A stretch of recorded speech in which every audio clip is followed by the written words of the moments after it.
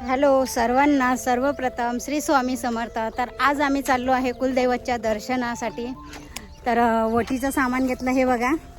आणि बस आम्हाला मिळाली नाही कारण बस होती 10 वाजताची आणि इथून 3 किलोमीटर चालत जायचं आहे.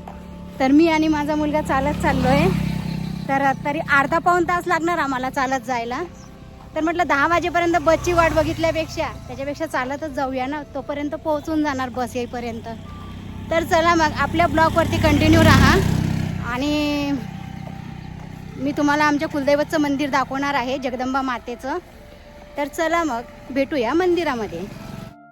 खूप सुंदर हिरवीगार शेती आहे, केळीचे झाडं आहेत भरपूर असे आणि पराठी आहे खूप. हे बघा मंदिराजवळ आलेलो आहे, मंदिर दिसते आणि हे नदी आहे.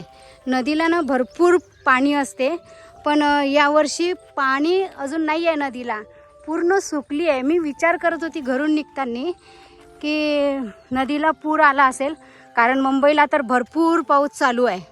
तर त्याच्यामुळे पण देवीलाच आपली काळजी असते, देवालाच आपली काळजी असते की आपण दर्शनाला येतो आणि त्यांचीच इच्छा असते. जोपर्यंत देवाचं बोलवणं येत नाही तोपर्यंत आपण येत नाही. तर आता आम्ही पोचलो मंदिरात. तर तुम्ही बघू शकता खूप सुंदर वातावरण आहे मंदिराजवळचं. तर आता आम्ही मंदिरात आलो. तर हे बघा खूप सुंदर मंदिर आहे, तुम्ही बघू शकता. खूप मोठं मंदिर आहे. इथं लग्न होतात, त्याच्यानंतर इथं भंडारे वगैरे होतात. जेवण बनवण्यासाठी खूप छान असं मोठं मंदिर आहे आणि पाण्याची पण व्यवस्था आहे. तर तुम्ही बघू शकता खूप सुंदर असं मंदिर आहे. आत्ता हे नवीन बनवलेलं आहे मंदिर, अजून काम चालूच आहे या मंदिराचं. तर सर्वात आधी मी दिवा प्रज्वलित करून घेते, कारण आपण जेव्हा पण पूजा करतो तेव्हा दिवा प्रज्वलित करून घ्यायचा असतो. तर ही आमची कुलदैवत आहे जगदंबा माता. तर सर्व सामान मी घरूनच घेऊन आली होते. जे ओटीला लागणारं सामान आहे ते सर्व सामान मी घरूनच आणलेलं होतं. तर ही ओढणी बघा. तर 3 ओढण्या, शेला, टोपी, नारळ, हार, केळं हे सर्व मी इथं लाडनापूरला उतरल्यानंतर घेतलं. बाकीचे दिवा, बत्ती, आरत्या वगैरे सगळं प्रसाद, नैवेद्य, दही, भात आणि हे सर्व मी गावावरून घेऊन आली, म्हणजे सोबत येताना घेऊन आली. आणि बाकीचं थोडंफार सामान होतं हे इकडे घेतलं. तर 21 दिवे, भात, दही, साखर, तेल आणि अशा प्रकारे साडी आणि अर्धवटीचं सामान मी मुंबईवरूनच घेऊन आली होती सोबत येताना.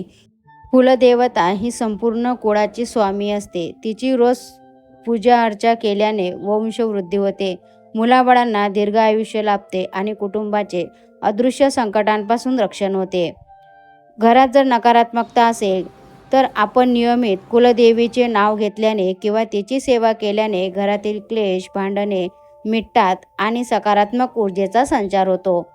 असं मानलं जातं की जेव्हा कुलदेवता प्रसन्न असते तेव्हा पितरही शांत असतात आणि तृप्त राहतात. यामुळे जीवनातील अडथळे दूर होतात. कुलदेवतेच्या कृपेने घरात अन्नधान्याची आणि धनाची कधीही कमतरता भासत नाही. व्यवसायात आणि नोकरीमध्ये आपली प्रगती होते. आपण जर नित्य ही सेवा केली तर आपल्या घरातील देवघरात कुलदेवतेच्या मूर्तीसमोर किंवा फोटोसमोर रोज सकाळ संध्याकाळ गाईच्या तुपाचा किंवा तेलाचा दिवा लावा. वर्षातून एकदा किंवा असं जसं तुम्हाला जमेल तसे कुलदेवतेच्या मूळ स्थानी गावी जाऊन दर्शन घेणे, तेथे अभिषेक करणे, तिची ओटी वगैरे भरणे आणि गोंधळ किंवा आपली जशी परंपरा आहे त्यानुसार देवीची सेवा करणे अत्यंत आवश्यक आहे. ओम कुलदेवताभ्यं नमः किंवा तुमच्या कुलदेवीचे जे नाव असेल त्या नावाचे रोज किमान 108 वेळा नामस्मरण करावे.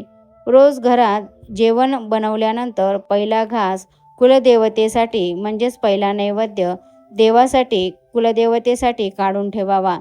जर तुम्ही कुलदेवतेचे मोठे मंदिर बनवले असेल तर ते तुमच्या कुळाचे मोठे भाग्य आहे. पण त्या मोठ्या मंदिरासोबतच मनात तिच्याप्रती असणारा भाव, नम्रता आणि नियमित सेवा हीच खरी फलदायी ठरते.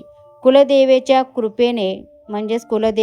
कृपेने तुमच्या कुटुंबावर सदैव सुखाची सावली राहो हीच मी प्रार्थना करते. तर अशा प्रकारे संपूर्ण माझी आरतीबत्ती करून झालेली आहे. अशा प्रकारे मी घरून 21 दिवे सगळं बनवून आणलेलं. तर इथं आल्यानंतर मी 21 दिव्यांची आरती, म्हणजे आमच्या कुलदेवतेला 21 दिव्यांची आरती लागते. तसं तर 7 आसऱ्यांची आरती असते, 5 गणपती आणि त्यानंतर 9 दिवे देवीचे. तर अशा प्रकारे 21 दिवे कणकीचे मी बनवते आणि प्रत्येक वेळेस बनवते. म्हणजे वर्षातून 3 वेळा आरत्या लागतात. जसं की नवरात्रामध्ये, त्याच्यानंतर आषाढी पौर्णिमा म्हणजे आपण गुरुपौर्णिमा म्हणतो तेव्हा, आणि गुढीपाडव्याच्या दिवशी. तर अशा प्रकारे आमच्या कुलदेवतेच्या आरत्या वर्षातून 3 वेळा लागतात. त्यानंतर आम्ही वर्षातून एकदा कुलदेवतेच्या दर्शनाला परिवारासोबत येतो, नाहीतर मग एक मुलाला घेऊन मी दर्शनासाठी येते. वर्षातून एकदा ओटीवरती देवीची अशा प्रकारे सेवा करते, कारण कुलदेवता ही आपल्या कुळाची रक्षणकर्ता आहे.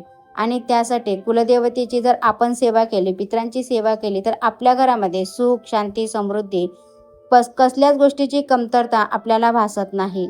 तर मागच्या वर्षी मी जून महिन्यात कुलदेवतेची वटी भरायला आली होती. तर म्हटलं 1 वर्ष झालं, तर अधिक महिन्यात योग नाही आला, तर त्या कारणाने आत्ता आली. तर वटीमध्ये एक नारळ ठेवलं आणि एक नारळ फोडण्यासाठी घेतलं. तर माझी आता पूर्ण पूजा करून संपूर्ण झालेली आहे, वटी चढवून झालेली आहे. आता किती वाजले? 11 वाजले. तर आता मी इथून लालनापूरवरून जाणार आहे शेगावले गजानन महाराजच्या दर्शनाले. कारण गजानन महाराजचं दर्शन सकाळी झालं नाही. गाडी एक तर 7 वाजता आली शेगावले. त्यानंतर आंघोळ वगैरे करून फ्रेश होऊन आम्ही निघालो. 7:45ची बस होती लालनापूरला येण्यासाठी. तर म्हटलं पहिले आपण लालनापूरला जाऊया, नंतर मग गजानन महाराजच्या मंदिरात दर्शनाला जाऊया. तर आता संपूर्ण पूजा वगैरे करून झाली, वटी चढवून झाली. तर आता आम्ही इथून निघतोय. हे खूप सुंदर असं मंदिर बनवलेलं आहे.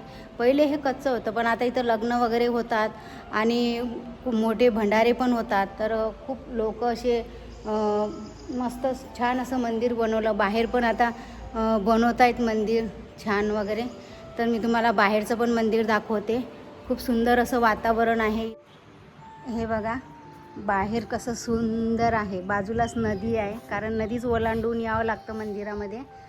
आणि खूप सुंदर असं आहे बाहेर. खूप मोठं मंदिर आहे. हे बघा खूप झाडं वगैरे छान, वडाचं झाड पण आहे. चॅनलला सबस्क्राईब, लाईक आणि शेअर करा. असेच नवनवीन ब्लॉग बघण्यासाठी आजचा व्हिडिओ कसा वाटला कमेंट करून सांगा. काही प्रश्न असतील कुलदैवतबद्दल तर नक्की विचारा, प्रयत्न करेल तुमच्या प्रश्नाचं उत्तर द्यायचं. तर श्री स्वामी समर्थ अवश्य लिहा.